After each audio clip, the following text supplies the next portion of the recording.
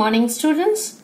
So we continue with the learning of the poem Ode to a Skylark, wherein today we begin from stanza 8. Let's read. Like a poet hidden in the light of thought, singing hymns unbidden till the world is wrought, to sympathy with hopes and fears it heeded not. Stanza 8 and the next couple of stanzas continue with the theme that the skylark is more than a creature, and the poet tries to figure out how exactly to describe the bird. Now, it is, he states, like a poetic impulse that cannot be restrained. The poet goes on and on unrestrained. It is singing hymns unbidden that have unintended but wonderful consequences. The song of the bird forces sympathy with hopes and fears it heeded not. So the song of the bird forces sympathy to surface in the minds of those that have not in the past heeded the hopes and fears of others. It is actively and morally improving those who hears its song. Now, let's read stanza 9. Like a high-born maiden in a palace tower, soothing her love-laden soul in secret hour, with music sweet as love, which overflows her bower.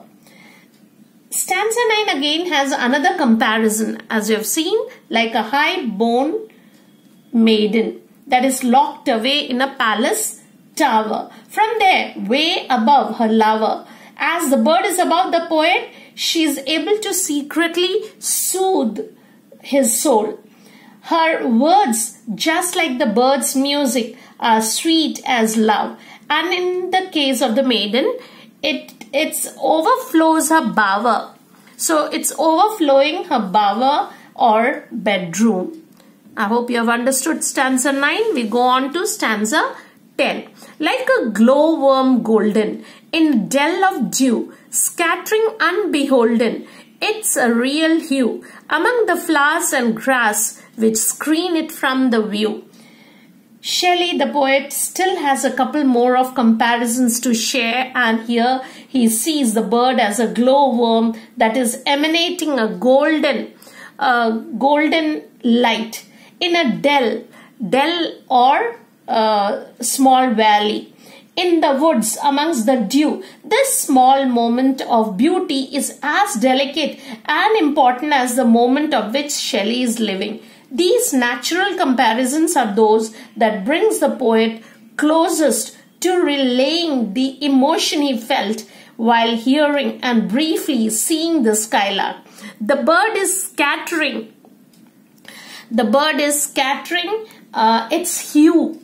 So it's scattering unbeholden, its hue, shade, and actually here is not the shade but the voice, and it is unbeholden to anyone or anything. Its mind and actions are its own. Its joy is raining down. So it's raining down to the flowers and grass, and its essence is becoming a part of everything, not seen but felt. So we move on to the next paragraph, stanza 11. Let's read. Like a rose embowered in its own green leaves, by warm winds deflowered, till the scent it gives makes faint with too much sweet those heavy winged thieves. In the 11th stanza again, the speaker presents one final comparison. So he is comparing the sound, the feeling and the look of the bird reminds Shelley of a rose that is protected or embowered by its own leaves, own green leaves. The protection does not last forever, and warm winds are the ones that come and blow off all of its flowers and spreads its scent within the breeze. Quickly the sweet of the petals is too much for even the winds, those heavy winged thieves. So let's read the 12th one. Sound of vernal showers on the twinkling grass, rain awakened flowers, all that ever was, joyous and clear, and fresh, thy music doth surpass. So the speaker's metaphor extends into the 12th stanza. The sound of the bird's song is beyond everything. It surpasses everything that ever was before considered. Joyous and clear and fresh. And it says it is better than the sound of vernal, or spring. Showers landing on the twinkling grass. So it's coming onto the grass, and the beauty of the flower that rain will have awaken. So that is what is explained in the 12th stanza. So we move on to the 13th one. Teach us, sprite or bird, what sweet thoughts are thine. I have never heard praise of love or wine that panted forth the flood of rapture so divine.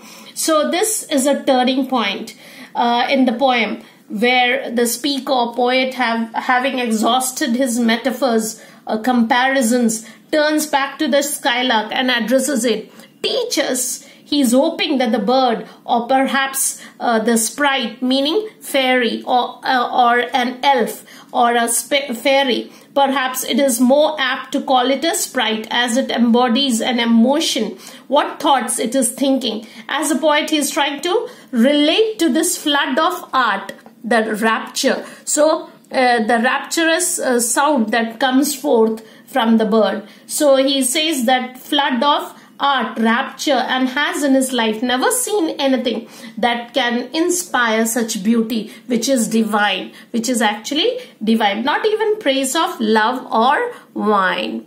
So that is what he says. And in the 14th stanza, chorus hymnal or triumphal chant matched with thine would be all but an empty want, a thing wherein we feel there is some hidden want. The song of the bird is described as being a hymn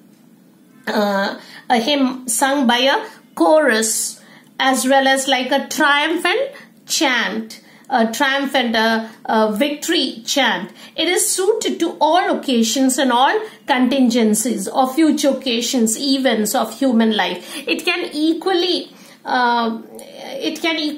outmatch religions or wartime subject matter and inspiration.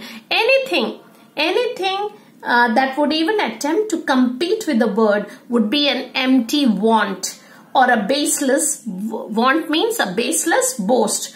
Other songs would clearly be missing something, an element that is impossible to name but clearly not there. So I hope you have understood. We end up with the 14th stanza, and for today this is where we end up. Thank you.